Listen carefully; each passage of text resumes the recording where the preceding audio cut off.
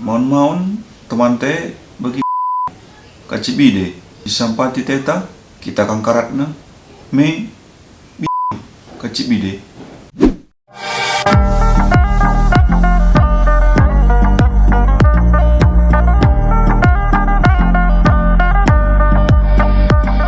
Oke, selamat datang kembali di channel ini. Kali ini kita membahas beberapa ungkapan dalam bahasa Karo yang mungkin artinya juga menarik atau berkesan ya. Yang pertama itu bagi biang kacit bide, kita mau menolong anjing yang sedang terjepit di pagar ya, bide itu pagar. Kita malah digigit, serba salah ya.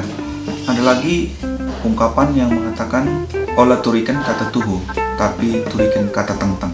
Artinya jangan bicara jujur, tapi ucapkan yang pas, serba salah ya.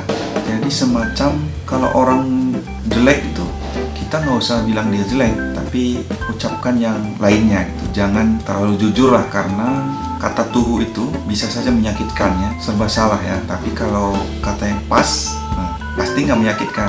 Bukan berarti kita harus mengada-ngada atau bohong, tapi ya kita harus tahulah mengucapkan apa yang pas di situasi atau kondisi saat itu. Yang ketiga, sada bias, dua keri, artinya satu cukup, dua habis. Nah, itu maknanya hidup yang secukupnya. Jadi terkadang dengan uang yang sedikit kita bisa hidup, tapi kalau dengan uang yang berlebih malah kekurangan.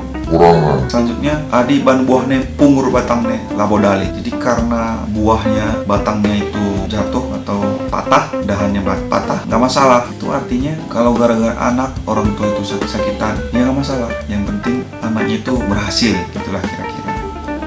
Itu dia beberapa ungkapan yang di dalam Karo yang berkesan, dan masih banyak lagi. Kalau kamu punya nggak? Coba ditulis di kolom komentar biar kita bisa lihat kira-kira seberapa banyak sih ungkapan-ungkapan Karo yang bagus yang bisa jadi inspirasi buat kita semua. Oke, saya tunggu ya. Sekian dulu video kali ini.